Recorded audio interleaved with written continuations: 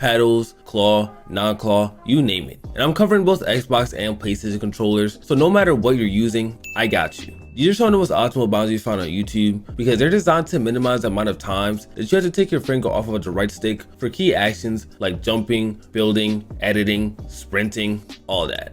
Every bind in the video either comes from top tier control pros or ones that I personally use myself, so let's get straight into it because you already know that intros aren't really my thing. The first binds we're looking at are right hand claw binds for Xbox controllers, but if you play double claw, these will work for you too. Just like in my last video, I'm not about to sit here and tell you where to bind every single action because let's be real, you don't need me to tell you where to put your map or inventory. To keep this video short and to the point, I'm only going to focus on important actions because you didn't click on the video to find out where to bind your squad comms. If you play on any version of claw on an Xbox controller, your jump should be bound to your right stick, sprint goes on X, and reload/interact goes on the right D-pad. This is the most optimal since most Xbox claw players don't play double claw. If you want, you could bind sprint here instead, but let's be real, better movement is way more important than looting and reloading faster. Your pickaxe should be on Y, crouch on A, and switch mode on B. For your reset and confirm binds, which are basically the same across every control grip in this video, RB is your reset, LT is your confirm, and your edit bind should be on your left stick. For PlayStation players that use claw, the binds are going to be pretty similar to Xbox, but with a few key differences. Your jump is still on right stick, sprint goes on square, and reload/interact is bound to circle.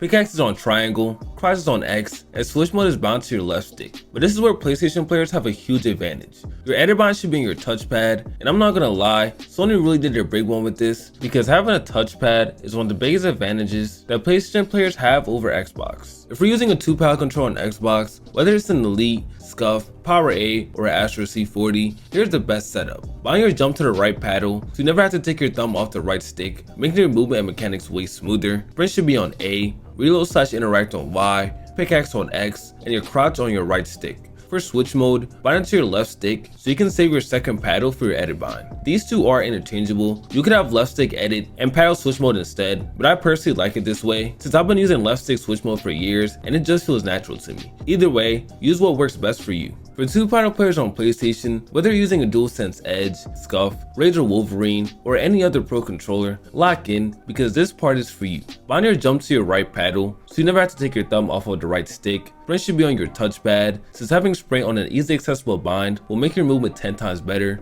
Reload goes on triangle, pickaxe on square, crouch stays on right stick, and switch mode is on your left stick.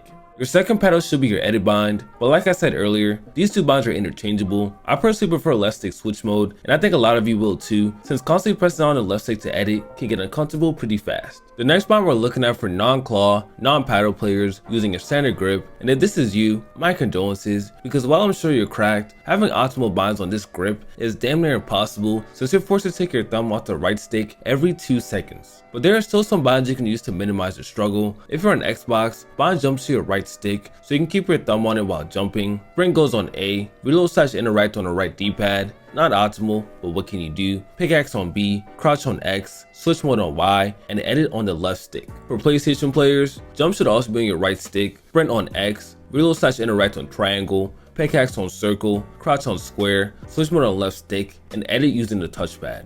If you're on a standard grip with no paddles or claw, you'll definitely want to have auto confirm edits turned on and set to both to speed up your edits because at this point, you need every little advantage that you can get. The last binds we're looking at in this video are 4 paddle binds, and I actually use 4 paddles myself. If you don't play claw, this is easily the next best way to play since having 4 paddles means that you'll almost never have to take your thumb off the right stick, which leads to super smooth gameplay. For paddles, I recommend binding them to your D-pad along with your important actions because pressing the face buttons is way easier than pressing the D-pad. Bind your top right paddle to jump, sprint to your bottom left paddle, and reload/interact to X. And this will be the only button you'll need to take your finger off the right stick for. Use your left stick for your pickaxe, keep crouch on the right stick, bind switch mode to your top left paddle, and edit to your bottom right paddle. Now I personally use an Xbox Elite controller, so that's why I keep saying top left, bottom right, but if we're using a Scuff or any other controller where the paddles are side by side, just treat the inner paddles as the top ones and the outer paddles as the bottom ones. For PlayStation players using 4 paddles, here's the best setup. Bind your jump to one of your right paddles, sprint to your touchpad, and reload/interact to one of your left paddles. For pickaxe, use your left stick, crouch stays on the right stick, switch mode goes on your other left paddle, and edit should be bound to your other right paddle. All the binds I've shown in this video are going to be some of the most optimal you'll find on YouTube. They all come from top tier control pros, but good binds alone won't make you a better player. Your sensitivity matters just as much, and you shouldn't just copy your favorite pro's sense and stick to it like